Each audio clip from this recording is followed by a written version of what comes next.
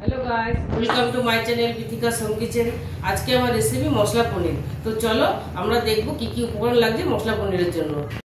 মশলা পনিরের জন্য আমাদের যা যা লাগবে, এখানে আমি 250 গ্রাম পনির নিয়েছি, আর এখানে নিয়েছি পেঁয়াজ কুচি, রসুন কুচি, আদা কুচি, টমেটো কুচি, আর এখানে আছে চাল মগজ বাটা, কাজু বাদাম বাটা আর মৌরি বাটা। এখানে আছে গরম মশলা গুঁড়ো, এখানে আছে জিরের গুঁড়ো, ধনের গুঁড়ো, কাশ্মীরি লঙ্কার গুঁড়ো, ঝাল লঙ্কার গুঁড়ো, হলুদ গুঁড়ো, আর ফোড়নের জন্য লাগবে 2টো শুকনো লঙ্কা, 2টো তেজপাতা আর গোটা জিরে, আর কসুরি মেথি, হিং, সামান্য মিষ্টি, লাগবে নুন, সরষের তেল আর বাটার। চলো রেসিপিটা শুরু করা যাক।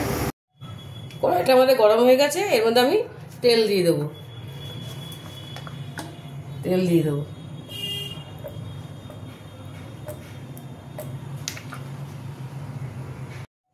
পনিরটা আমি কিছুক্ষণ উষ্ণ গরম জলে ভিজিয়ে রেখে তারপর আমি ঝরিয়ে নিয়েছিলাম।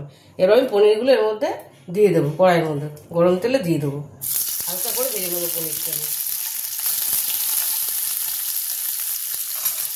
সামান্য একটু নুন দিয়ে দেবো।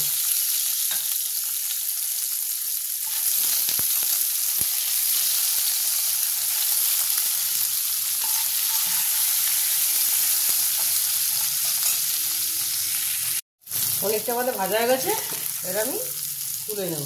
হালকা লালচে করে ভেজে নিয়েছি। কড়াইতে আমি একটু তেল দিয়ে দিয়েছিলাম, এবার আমি ফোড়নটা দিয়ে দেবো। 2টো শুকনো লঙ্কা, তেজপাতাটা আর গোটা জিরে দিয়ে দেবো, কসুরি মেথি, হিং, এবার আমি পেঁয়াজ কুচিটা দেবো। পেঁয়াজ কুচিটা আমি দিয়ে দিলাম।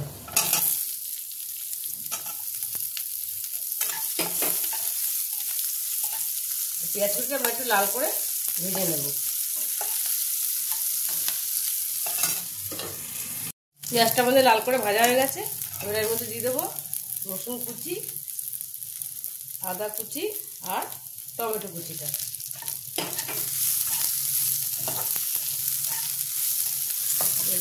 হালকা ভেজে নেব।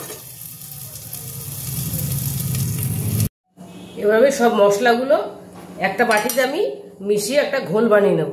এখানে আমি দিয়ে দিলাম কাজু বাটা, চাল মগজ বাটা আর মৌরি বাটাটা। এখানে দিয়ে দেবো জিরে ধনে গুঁড়োটা, দিয়ে দেবো হলুদ গুঁড়োটা, আর দিয়ে দেবো কাশ্মীরি লঙ্কার গুঁড়ো আর ঝাল লঙ্কার গুঁড়োটা। এর মধ্যে গরম মশলা গুঁড়োটা। জল দিয়ে আমি এটা একটা ঘোল বানিয়ে নিচ্ছি।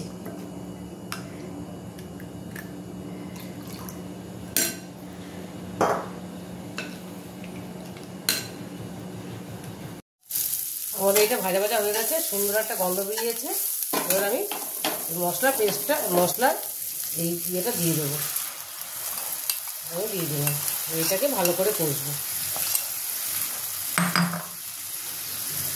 দিয়ে দেবো নুন, দিয়ে দেবো অল্প চিনি। এটা আমি ভালো করে কষিয়ে নেব। মশলার আমাদের কষানো হয়ে গেছে, এটাকে তেল ছেড়ে দিয়েছে মশলার থেকে। তেল ছেড়ে দিয়ে এবার একটু আমি জল দিয়ে দেবো। অল্প করে 1 বাটি জল দিয়ে দিলাম আমি।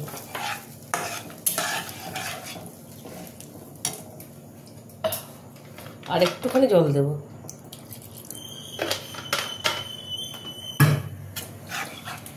এবার দিয়ে দেবো পনিরগুলো, ভাজা পনিরগুলো আমি দিয়ে দেবো এর মধ্যে।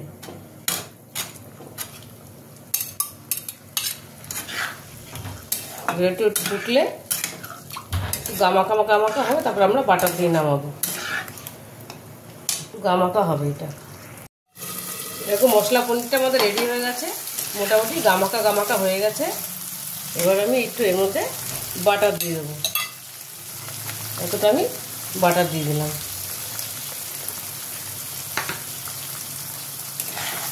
বাটার দিয়ে একটু নাড়বো।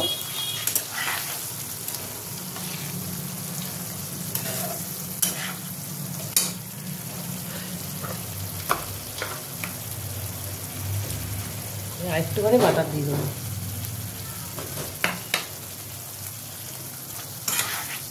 এবার এটা মানে পুরোপুরি রেডি। মশলা পনিরটা আমাদের রেডি হয়ে গেছে, আর প্লেটে তুলে নিয়েছি। এবার আমার ছেলে খেয়ে বলবে পনিরটা কেমন হয়েছে খেতে। একদম কেমন হয়েছে খেতে।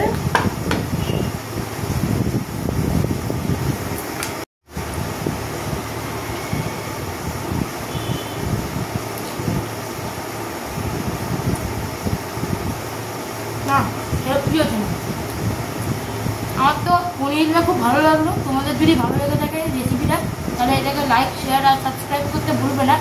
আজকের জন্য এইটুকুই, টাটা।